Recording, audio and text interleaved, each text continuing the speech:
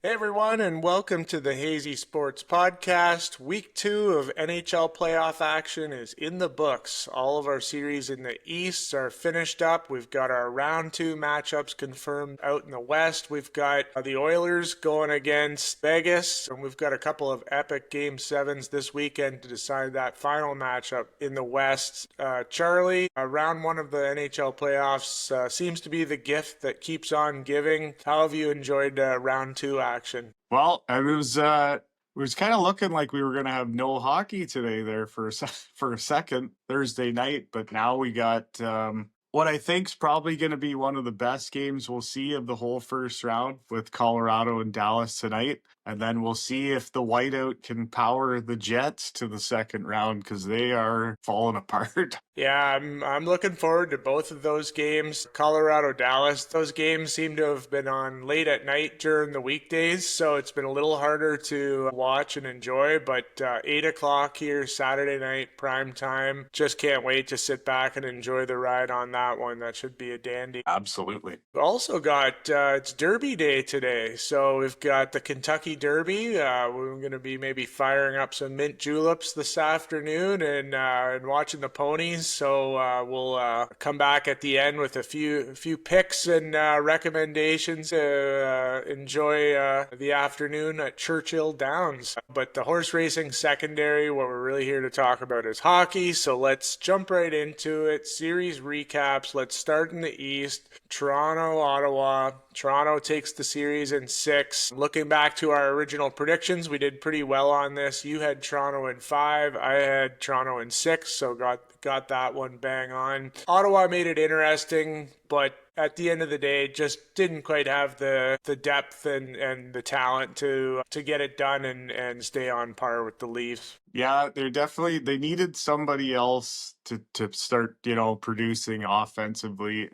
It was a lot closer than it looked at times. Like obviously overtime games, it was close games, but I just felt like Ottawa had such a drop off between their top line to the rest of the lineup. And they seemed almost too over aggressive at times where they were trying to run everybody on every play, and obviously that catches up with you. But I think the future's bright there in Ottawa for sure. I also want to tip the cap to the Leafs, right? Like they had everything to lose. And the stories were starting to come out heading into Game 6. There was a couple Marner, Izzy upset still about the trade deadline. And, normally this would be a part where they just completely crumble under the pressure, but they pulled it off. Yeah, that's one thing that crossed my mind throughout last week is Toronto up 3-0. As soon as they lose one game, the sky's falling, the core four are getting interrogated after the game.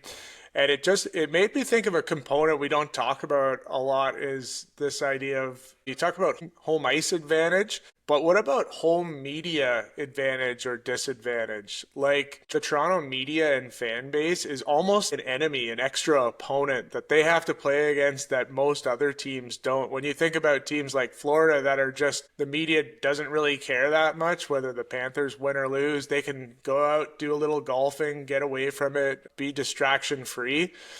I just think it's so crazy the way everyone turns on the Leafs as soon as they lose a couple games, as if, you would think they were down 3-2 instead of up 3-2 at that. Yeah, that they love to run players out of town or at least attempt to, like it was the same with the Raptors and the Vince Carter stuff, right? Like it was as soon as the team was starting to take a bit of a step back, they were right on him. And then even with Vlad Guerrero, when he rejected the first offer, it was like the sky is falling for this franchise. What do we do? And then, 2 weeks later he signs and everything's all great. But there's the sensationalism in the Toronto media is just a joke. It's no wonder guys want to not play here. The only flip side to that is if the Leafs ever did make that run to the Cup and win it, any guy on that team would basically be a folk hero in Toronto for decades to come. Forever, yeah. Yeah, I Like we guess see that's the payoff, I guess. even that team we covered on that classic episode in 93, the way Clark and Gilmore and some of those guys are revered just for making it to the conference finals. So Yeah. Yeah, a little extra pressure in Toronto, but if they ever did pull it off, they would be heroes for life there. And I think it just like you said, when that pressure starts to turn inward, having the coaching in Toronto with Berube just setting that tone, sort of taking the pressure off the core four. I just thought everything he does in the media is strikes the right tone. He's creating the right energy, and the way he gets all of the other players, the fourth liners, and the different role players involved, feeling like they have an important role to play, I think has been critical to take the pressure off some of those key guys that are always under the microscope. He had a great quote today, and then you can kind of tell he's getting burned out with the dumb questions. And I can't remember who it was asked him, what does he think about the series with Florida coming up? And his quote was, "Well, they're the defending champions, so they're a pretty good team." It was awesome. Yeah, pretty well said. Could you imagine Leafs Nation if that Nylander mix-up on the game sheet would have had his brother in the lineup instead of Willie, and they lost that game? I could only imagine what the reaction there would have been. I got, oh, could you imagine if they lost and then that gets leaked out after? But I wonder how many times this actually happens and you just never hear about it. Because I imagine it's just, some guy just whips up the game sheet, I guess. I don't know. I've never heard of this before, but I didn't even know you needed an official game sheet. I'd figure professional league. But what a fuck up that could have been, because he was the best player in that game by far. Well, they dodged a bullet there, and everybody can calm down here at least for a couple days. I think the fact that they got through the first round and now we can sort of take epic collapse off the table, even if they lose in the next round, it won't be seen as quite as much of a disappointment. Speaking of the Florida Panthers, who they'll be playing in the next round, let's do a quick recap on that series. We were both way off on this. We picked Tampa to win. Florida won with the gentleman sweep, 4-1. However, there's nothing really gentlemanly about this series. We talked about some of those dirty hits, the Hagel hit, the Kachuk hit. We talked about that on the last podcast. Then we got Ekblad coming back from his performance-enhancing drug suspension, still with a little roid rage going apparently, because that was a vicious forearm he put to the head of Hagel to exact some revenge there. What are your thoughts on this series? So we were wrong, obviously. I was not expecting these guys to pop in that Florida lineup and be so good. But did you see the Tampa Bay injury list that came out yesterday? And I know No. it's all this always comes out after the fact, but let me just run this down for you. Victor Hedman, broken foot. Nick Paul, tear in his wrist. Brandon Hagel, concussion. Yanni Gourde, broken finger. Glendening, shoulder separation. Anthony Cirelli, MCL sprain. And Oliver Bjorkstrand had compartment syndrome. Do you know what that is? Never heard of it. That's when something swells so bad that they actually have to cut it open to release the swelling. Jesus. Yeah. So, and then they're saying that Kucherov also had a pretty severe hand injury. So, again, after the fact, this comes out, and I'm not taking anything away from Florida, but this team was pretty banged up.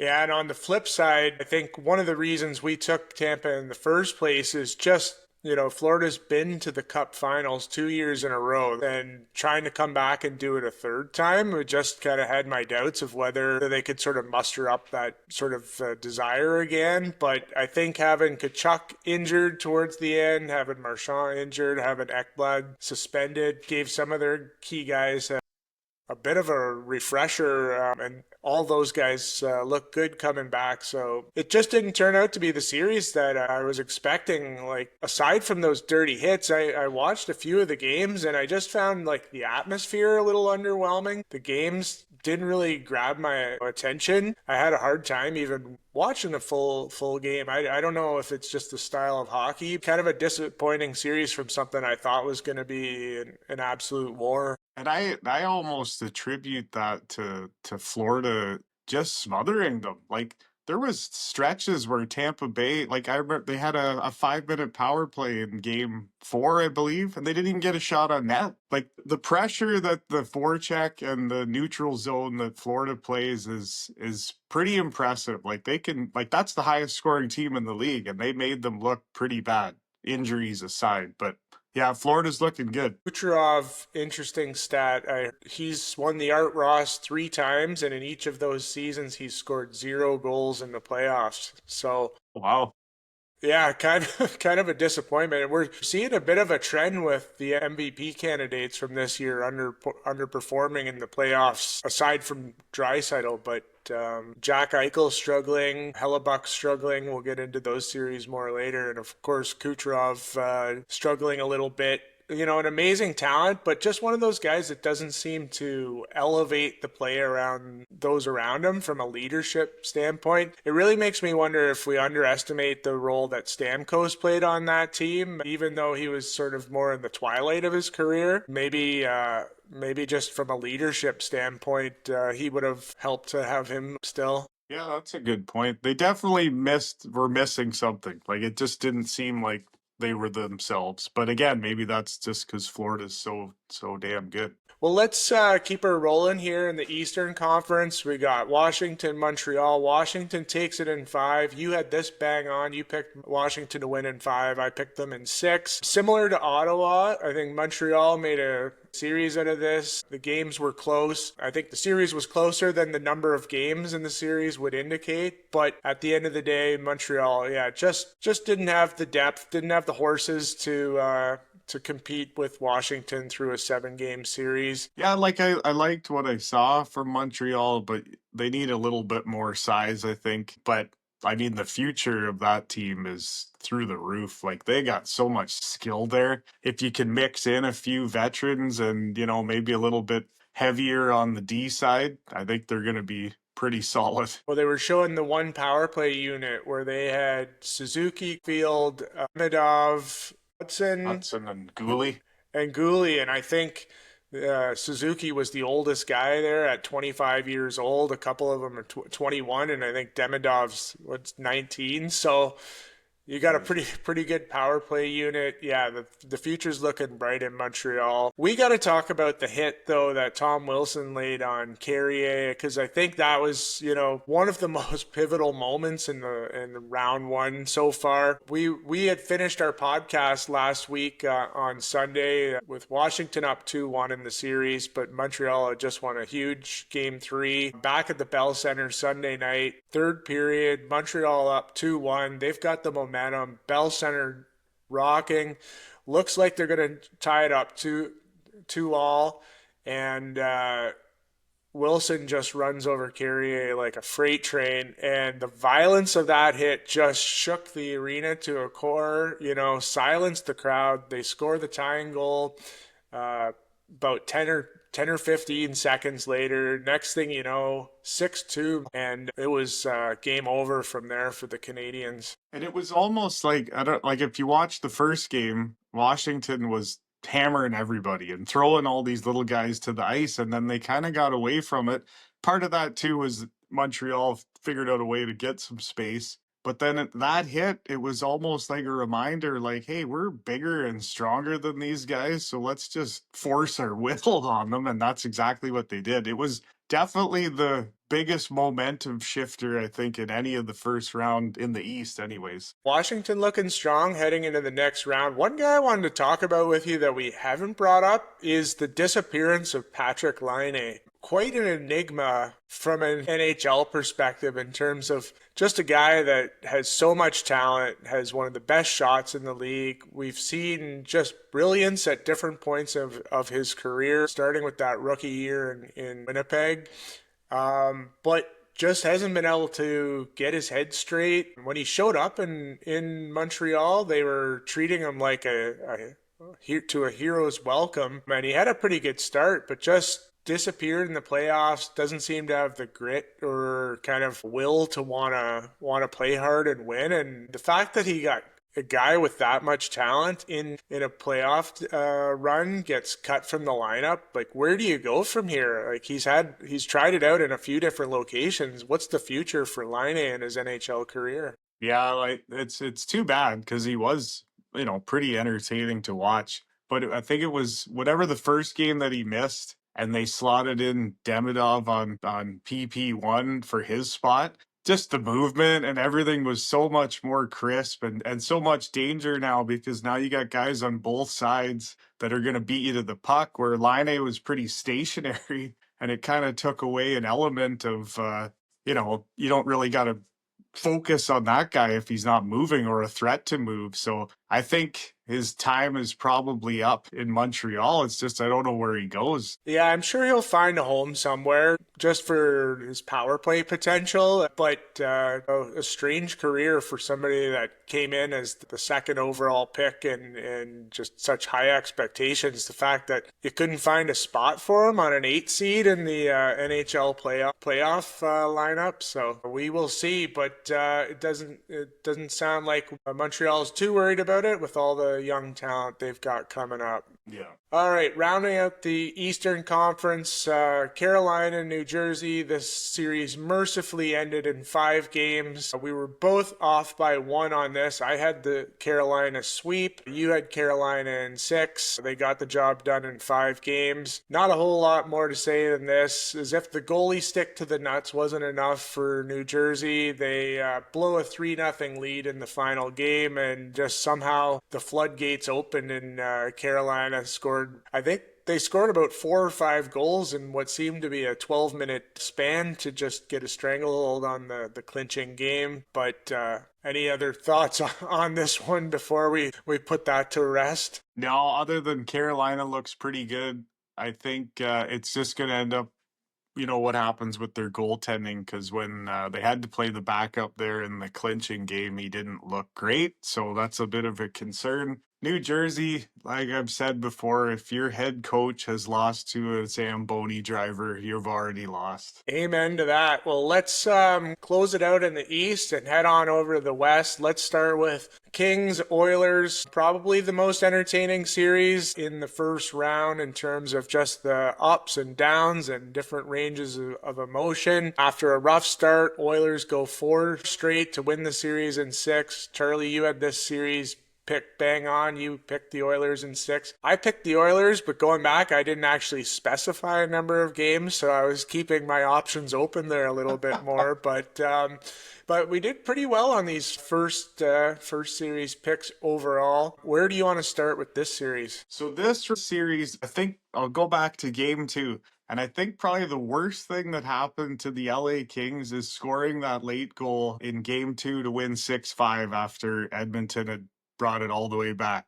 Because at that point, Hiller now, the coach of LA, is thinking, okay, whatever we're doing is working. Let's just kind of ride with what's happening here. But it reminded me of watching, an NFL team with a, say, 7-10 point lead late in the game and they go into this prevent style defense. And when you allow a skilled team to sort of find their feet, well, now it's so hard to ramp back up the intensity when you've been, trying to play it safe. And I think that really came back to bite them in the ass, not to mention now the guys on the other side are gaining so much confidence. And I'll be surprised if that guy keeps his job because it technically could have been a sweep the way that LA was dominating the play. And then the other side of things, the last 2 games, the top line for Edmonton only had 1 assist. So you're allowing now the bottom 6 and even the second line to get confidence. And if that team can get that sort of output from these other guys, like it's gonna be another long playoff run. And I can't say enough good things about Calvin Pickard. Like, what a story. This guy has played for 13 years. I'm going to run down the teams that he's played for. Edmonton Oilers, Bakersfield Condors, Detroit Red Wings, Grand Rapids. He played in Austria for a year. Arizona Coyotes, Tucson Roadrunners, Philadelphia Flyers, Toronto Marlies, Toronto Maple Leafs, Colorado Avalanche, the Henderson Silver Knights, and the Cleveland Monsters. And he's the only goalie in the playoffs now that's undefeated. It's pretty remarkable story. That is quite a story of perseverance and has now found this opportunity. Yeah, it's great crazy. story there. So obviously, he still let in some weak goals throughout the series, so it's not like he's infusing you with a ton of confidence that he's the guy that's going to get you to a cup. But obviously, you got to stick with him moving forward here, or do you even think about going back to Skinner at any point? I don't think you can at this point. You got to give this guy. I mean, he saved your season basically. You got to ride with him. I think the rest of the way. It'll be interesting to see. From my perspective, I thought the real momentum shifter in LA with that from LA's perspective was when they challenged that goal call. Yeah. Edmonton ties it up, and then they challenged that call, which clearly there wasn't really much there. And I thought it just seemed like an act of desperation. And what was strange about it to me is up until that point, every time Edmonton had got any momentum, LA had countered right away. So to sort of panic like that and challenge that call when you've been going toe to toe with Edmonton and taking it to them for the most part, yeah, it just seemed like an act of desperation. And then from there, it kind of went downhill. You used the football analogy. The analogy I thought of was it's kind of like when you're playing golf and you got a great round going, striping all your drives down the fairway. You sunk a 40-foot putt. You even chipped one in from off the green. And you get to the 16th hole and you think, shit, if I just bogey the last 3 holes, I'll probably have the best round of my life. And all of a sudden you switch from trying to make par to just trying not to screw the hole up. And it kind of felt like when LA balanced that goal, that was like them shanking their drive into the bush on 16, and then from there they were just all over the place, missing short putts, and it just really felt like they switched from taking it to the Oilers with more of an aggressive mindset to just trying not to screw it up. And as soon as you do that in a series like this with players like that, you open the door and the momentum shifts almost instantly, and it was pretty much over from there. And the only other thing I want to say about this is almost like a Bills Kansas City thing happened here, and it's nice for once because I'm a Bills fan to be on the other side with the Kings and Edmonton. This is 4 straight years, and like that LA team is good. They deserve a better fate, and I think you're right. They just were trying not to screw it up, and they screwed it up. Well, it'll be interesting to see if they do any coaching shakeups there or run it back again for next year. Let's go to Vegas, Minnesota, the last series that's been finalized here. Vegas lucky to escape the first round. I think they were the better team, but they cut her pretty damn close. A couple of OT wins after being down 2-1 to get back in control in the series. They end up winning it in 6. I had this one right, actually. I called Vegas in 6. You were close with Vegas in 5, so we went according to what we thought. Shout out to Minnesota's big guns. I think they proved they could pretty much hang with any top line out there with Boldy, Kaprizov, and Eriksson Ek, but they didn't have the depth that Vegas brought to the table. And it was kind of the reverse from the Edmonton LA. It was a challenge late in game 6 where Minnesota actually took the lead. I think there was a minute and a half left. And it was I don't know if you saw that, but it was a tight call too. And a risky play, right? Because Vegas, if you lose the challenge, now you can't even pull the goalie to try and tie it. But they ended up getting the call and kind of sucked the air out of the building for Minnesota and ultimately cost them the series. But fun team moving forward. Like, I think that's another one of these teams. If you add 1 or 2 pieces, and they could be right there next year. Yeah, absolutely. And I'm ready for Fleury to be officially retired. I feel like we got Fleury retirement 3.0. He got put back and didn't get the job done, but I feel like we've seen the Fleury last game multiple times. Great player, Hall of Famer, great for the game, but I think we can put a pin on this career. In all sports, these like retirement tours, and there's like a celebration for every stop that you're making for the last time. It's kind of getting old. Pay the man his respects, but we don't need a full season's worth of retirement ceremonies. No. Anyways, I think it's officially done there for Fleury, but another bright future for Minnesota with that core. Let's take a look at the 2 series that are still in progress. Colorado, Dallas. Game 7 tonight, buddy. Prime time. Buckle up. Let's go. This series has went pretty much according to the script in terms of what we expected. 7-game series. Two heavyweights going blow for blow. Tons of goals. We got McKinnon leading the playoffs in scoring. Rantanen's got his swagger back, a 4-point game in game 6. And we got the captain, Landy, looking good. Another 2 points in game 6 from him. What are your thoughts on this series? It's the old hazy reverse curse, right? I was talking shit about Rantanen, and he must have got word because the guy's been on fire. This has been awesome. I'm so pumped because I haven't seen either of the games this week just because of work. But so I'm excited to see this one tonight. Kind of a shout out to the Dallas crowd, which has been awesome, which not, normally known as a tough place to play. I hated I don't know if you noticed the green lights on the steps. I hated that at the start, but it's kind of growing on me now as like a signature thing. What do you think going into this tonight? Do you think Colorado can kind of lock down the defense? Because that seems to be their biggest issue right now. The offense is there. It just seems like they can't eliminate chances in their own end. Yeah, I think we're going to see a high scoring game. I'm sticking with Colorado. Pick them to begin with. Again, I think McKinnon, best player in the series. Carr, second best player in the series. I think we're going to see them step up, make some big plays. Both goalies have been playing pretty well. Ultimately, I think this game's pretty much a coin flip. I'm cheering for the Avs, but really don't care that much. Just want to sit back and enjoy the ride for Game 7 tonight. Yeah, I'm pulling for Colorado too, but just like you, my feelings won't be hurt if Dallas pulls this off. Well, it'll be a great game. We'll have more to report on that on the next episode. Let's zip over to Winnipeg for the other Game 7 slated for Sunday night. You had Jets in 7. I had Blues in 7. One of us is going to be right on this series.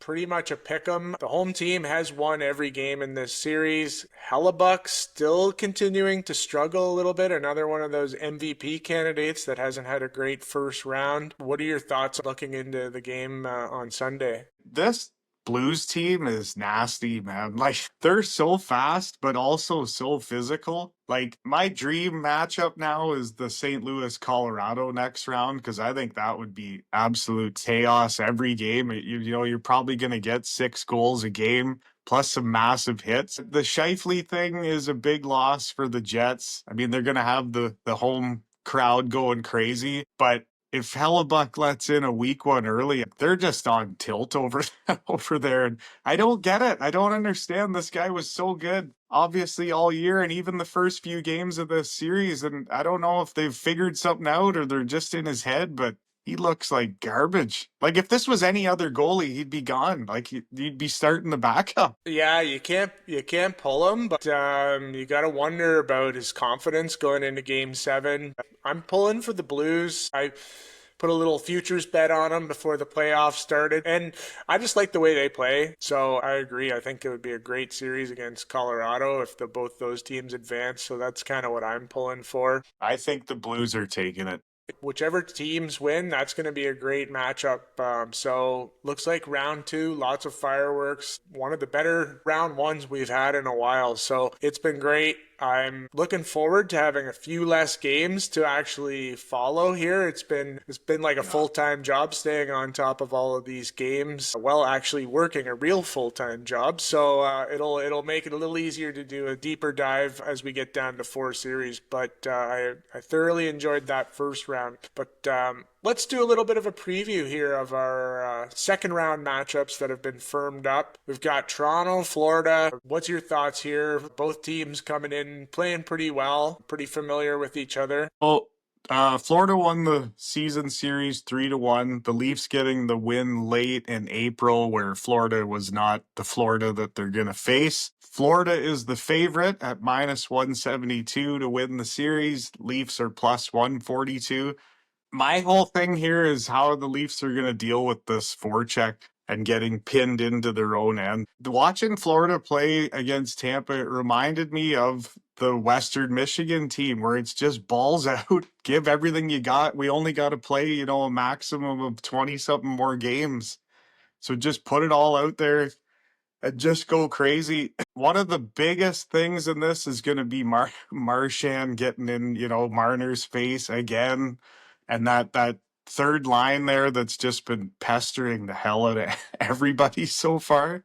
This is going to be a real mental test for the Leafs. Yeah, that's the note I had is can the Leafs keep their focus with the Panthers just getting under their skin, doing everything they can to take them off their game, making it a mucky game, bringing them into the quicksand, giving them no space. This is a more matured, experienced Leaf team than we've seen in the past. I think with the coaching, they're going to be ready for it. But I don't know. What's your prediction in this series? Well, I think the maturity goes out the window when guys like Marchand are right in your face, face washing you at the end of every play and the dirty shit after the whistle. I think Florida's going to take it. I think it'll be Florida in, we'll say 6, because I just think they're deeper.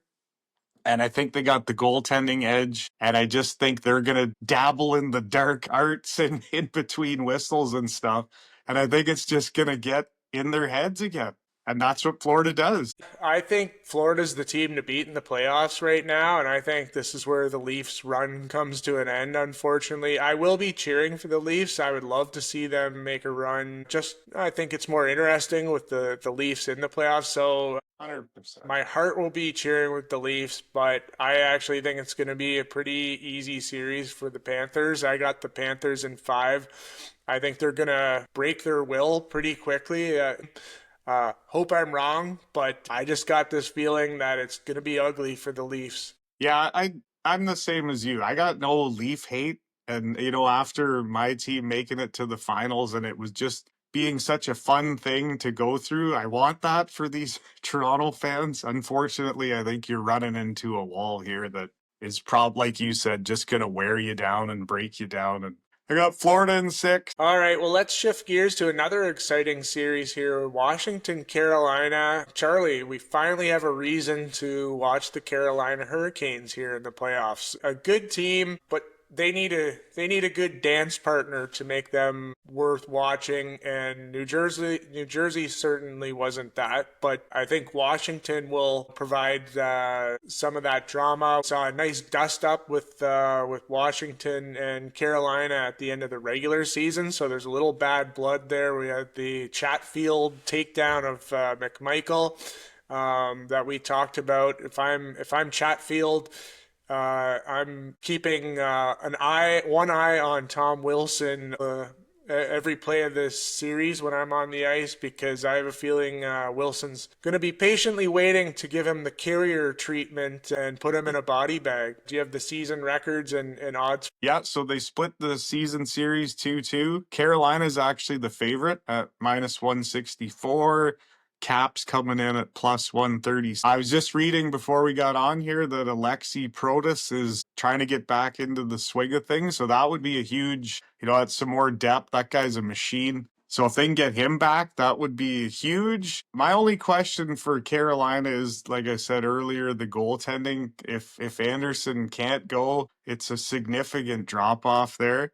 That said, I think Carolina's going to take care of business here. I'm taking Carolina in 6. I just think they're deeper, and I just like that. I think their style of play is going to cause the Capitals a bit of trouble. I'm going the other way here. I think Washington in 7. And I think Protas was back for the last game against Montreal in the lineup and looking pretty good. I think it'll be a great series. I think we've got a good physical battle there. We've got a lot of depth up and down both lineups. That Broad Brindamore style is always challenging in the playoffs. Carolina, another team that doesn't give you a lot of breathing room, could go either way for sure. All right, then we shift out to the West. We've got Vegas, Edmonton, a rematch from 2023 where Vegas won in 6. This is kind of a tough one to predict. The Oilers are obviously fun to watch, loaded with talent, but it's just a roller coaster ride in terms of what you're going to get from them on any given night, especially in the goaltending department. Vegas, I kind of gotta have a tough time getting a read on their team identity, a bit more defensive minded, depth throughout, hard checking, and another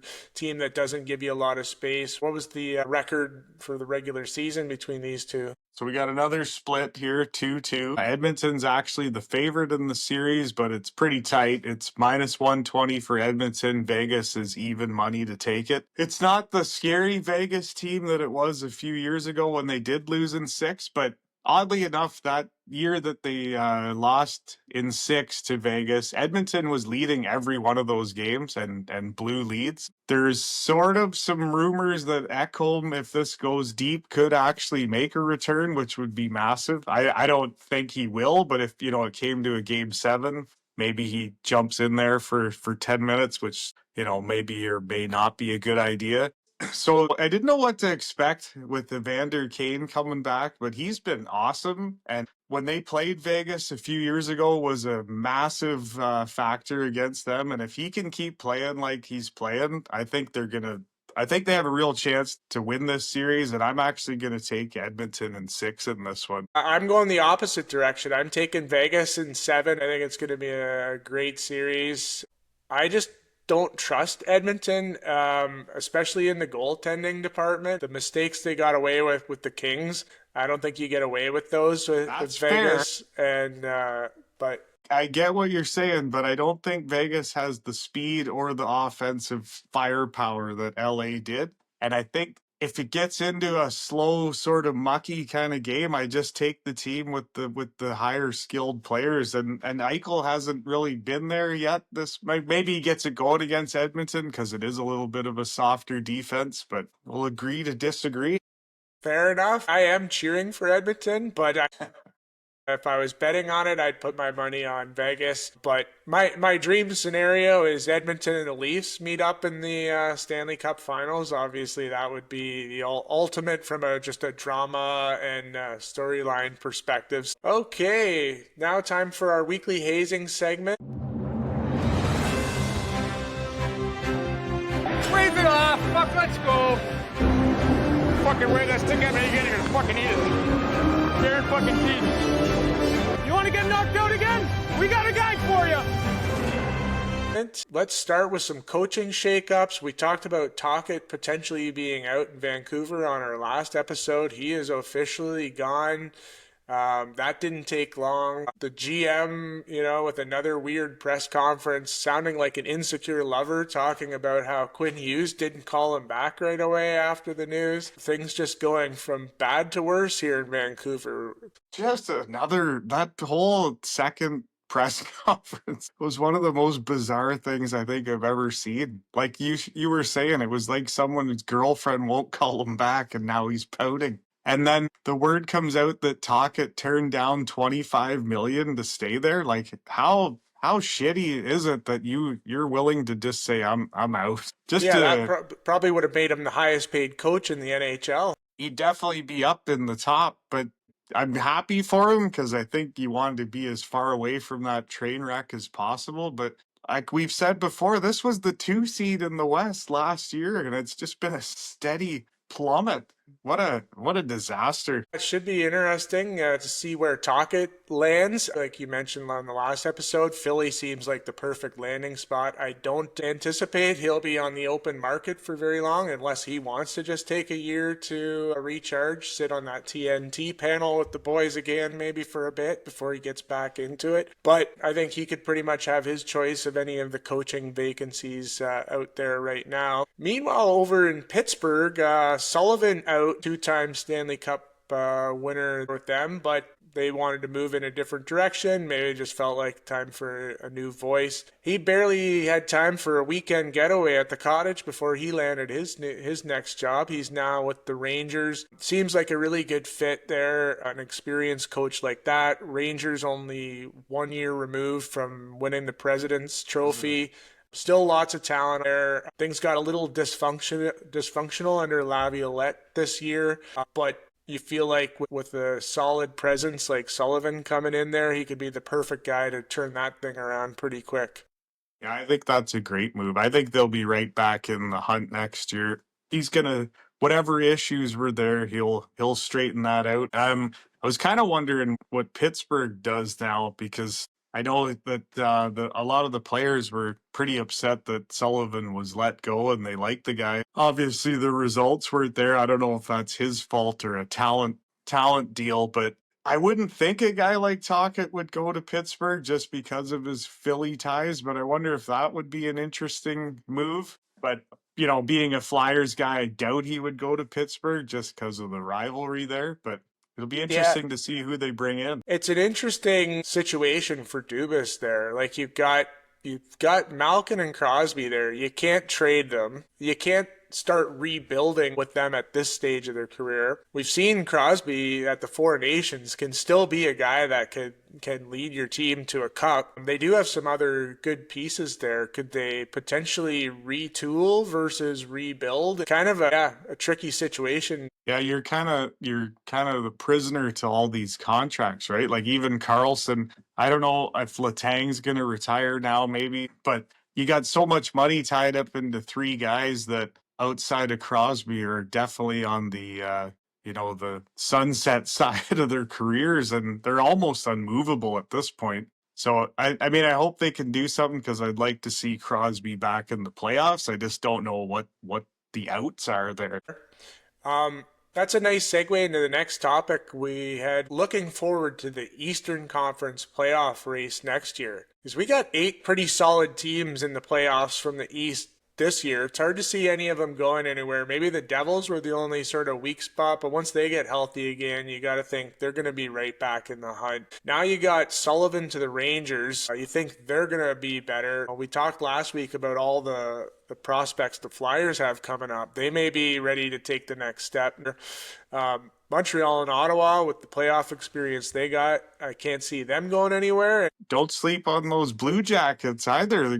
A team that was right there that I believe they have the most cap space going into this offseason other than the Blackhawks. So that's another, and even your Red Wings, if they can make a significant move, the East is going to be a friggin' monster next year. It's going to be a meat grinder. There's like 12 teams there trying for those 8 spots where I don't know who's out from this year and who's in next year, but we're getting a little ahead of ourselves, I guess. We still haven't finished round 1 of the playoffs this year, but I just thought that was interesting. How many teams are up and coming there and how many of the current playoff teams are probably going to be good again next year's. And it's funny how, they mention expansion and I keep saying the league's watered down, but then you just rattle off 10 teams that are going to be legit next year, and maybe another team that you're not even thinking of, right? Like maybe the talent isn't as watered down. It'll be, an exciting race next year. Last topic I wanted to talk about for the hazing this week is the Harmonica Group in LA. This was something we didn't have a chance to touch on in the last episode. Kind of just a weird thing that has sort of captivated the hockey world for good or for bad. I don't know how I feel about it. What's your thoughts on this? The first time I saw it, I was like, what the hell is this? But then I love the uniqueness of it and that they did bring them back and that they were planning on bringing them back for Game 7. I don't know if you saw, but on one of the Edmonton social media things, they actually had an old folks home in Edmonton that was doing kazoos to counter the harmonicas. So I kind of love that. Like I don't necessarily love the rolling out the same person to do the anthem every game. I thought it was cool to try something unique and a little bit bizarre. The first time I saw it, I thought, what the hell is this? And you could almost hear the fans laughing. And then it turned into this charming thing. And then now it's almost like people are rallying behind it. The only downside is the national anthem is kind of an opportunity to really ratchet up the energy and really get the arena buzzing. Yeah. I'm not sure if you want people laughing necessarily to really get the energy going, but it was interesting. And speaking of harmonicas, I just saw that Bob Dylan movie with Timothy Chalamet, and I wanted to get your thoughts on Bob Dylan. Are you a fan? Do you find him overrated, underrated, or kind of rated about properly? You know what? I think for the time that he was out, I think it was probably great. I'm not going to lie, I don't put on any Bob Dylan. When we went to the Bob Dylan concert and 7 songs in, I couldn't tell you what one of the songs was that he played because it was just absolutely a fucking word salad coming out of his mouth. Like you had no idea what he was even saying. I wouldn't say he's overrated because the guy's obviously one of the greatest songwriters of all time. It's just maybe not my thing. What are your thoughts? I kind of felt the same way. I thought it was a good movie, and it does kind of give you a appreciation for it. I think you had to be around in the 60s to kind of appreciate what those songs meant at the time. I'm certainly not putting on Mr. Tambourine Man too often to get me fired up.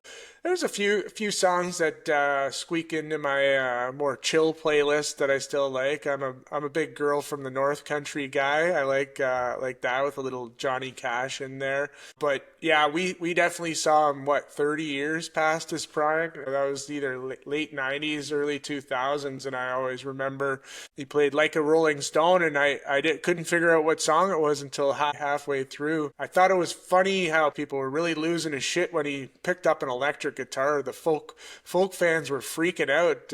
It wasn't like he was playing death metal or anything, but they did not like it. Anyways, that wraps up our weekly hazing segment for the week. Let's get things going with a little report card here, Charlie. I've been reviewing your work. Quite frankly, it stinks.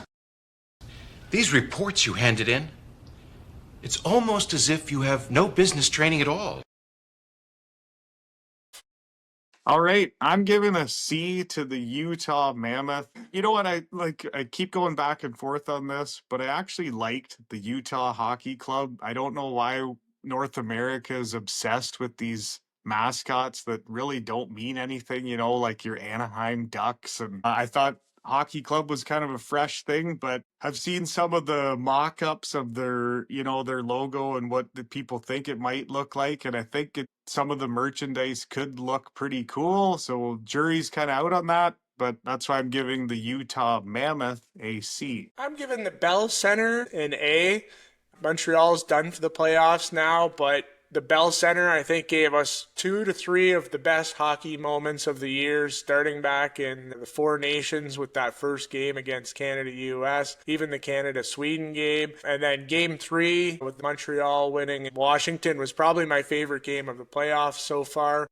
Game 4 was pretty damn good up until that Tom Wilson hit as well. So, yeah, I'm giving an A to the Bell Center. Thanks for the memories. I'm giving a massive A+ to Calvin Pickard. What an absolute crazy story. 13 years. Up until this year, it only had 3 playoff performances, whether it's start or coming in on a mercy pull of Stuart Skinner. And one kind of interesting thing to his story is if it wasn't for Jack Campbell completely falling apart and losing his job, Pickard was thinking about retiring because he was stuck in the AHL. Campbell falls apart. He gets this opportunity to be the backup, and the rest is history. It's just one of the other, kind of cool side stories to an NHL season that always seem to pop up. So a massive A+ to Calvin Pickard. I'm giving an A to Tom Wilson, a guy we talked about in our series recap, but just the way he was able to have that controlled aggression throughout the series, such a difference maker, also contributing on the scoreboard with some key goals, key assists, and just the hit that changed it all for that series. I think he's going to be a real X factor moving forward in the playoffs, and a guy we would love to see on Team Canada and Olympics next year. So I'm giving an A to Tom Wilson.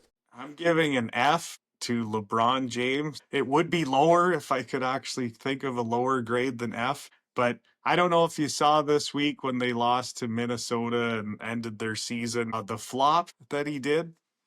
I'll just set the scene. So a rebound comes off and LeBron's turning to his left So LeBron's 6'9", 250, and he runs into Dante DiVincenzo, who's 6'4", 200 pounds. He dropped like a sniper, just took him right out.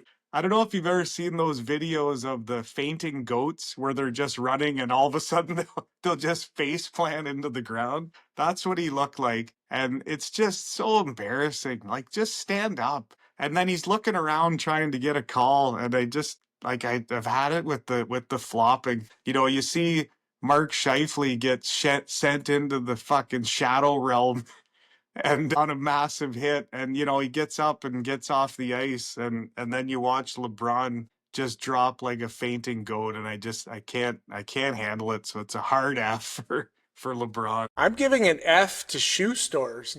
This one's a little bit more of a personal rant for me and their discrimination against people with big feet. Try rolling into any Foot Locker or any Sport Check and ask what they have in size 13. Every shoe you ask for, they only have up to size 11. Sometimes you get a 12. They'll bring out the 11 and a half and say, do you want to try to squeeze into this? No, I don't want to squeeze into that. I'm size 13. And then they'll bring out the shoes they have in size 13. It'll be the ugliest ones. So in a world where we're pushing for equality and equal rights across every other facet of life, I want to advocate for people with big feet getting the same shoe selection at shoe stores as regular size feet people. That's why I'm giving shoe stores an F. All right, I'm giving Netflix a C.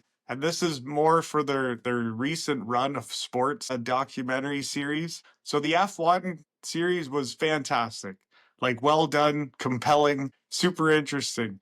Then they went to golf, which again, I didn't know a lot of the golf guys' personalities. Pretty cool. I got into it.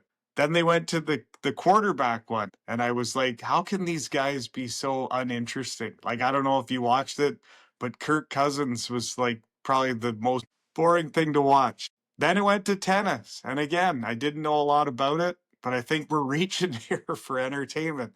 The latest one now is about the world of horse racing. And I'm not even going to start that one because I can't imagine I have any interest. But like, what's next? Are we getting this 8-part series on cornhole players? Like, I think they've just run. I think they've run out of ideas and they're just grasping at everything now because there's a small market for everything. So that's why I'm giving the Netflix sports series a C. I gotta think the pickleball documentary's already in the works there.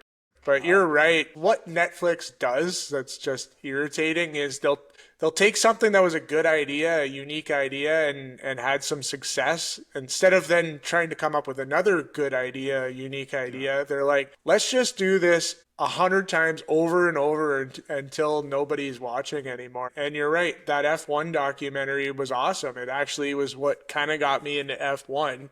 And now they're not even documentaries. Like, I did watch some of the golf one and some of the tennis one, and they're like the Real Housewives shows where there's a cross between a documentary and a reality TV show, and it's pretty cringy to watch. So good call on that one. So that wraps up the report card segment for the week. Heading out here, we've got Kentucky Derby this afternoon. We've got a few hours to kind of get our picks figured out. But journalism, 3-1 favorite here. And also the favorite in the most boring horse name. But I got a pick for you here, Charlie. I'm going with Luxor Cafe to win with some good value at 15-1. He's a Japanese horse, sired by Triple Crown winner American Pharoah. So a very good pedigree coming from the Orient here to take things down in Kentucky here. So that's my pick. I'm laying it big on Luxor Cafe. Are you going to go with the favorite, journalism, to take it down here? I haven't done a ton of Kentucky Derby research. I did see an interesting thing that they expect to make over $2 million on the sale of mint juleps today, which is, I don't know if you ever had a mint julep. I have not, but I was reading what's in it and it sounds fucking disgusting.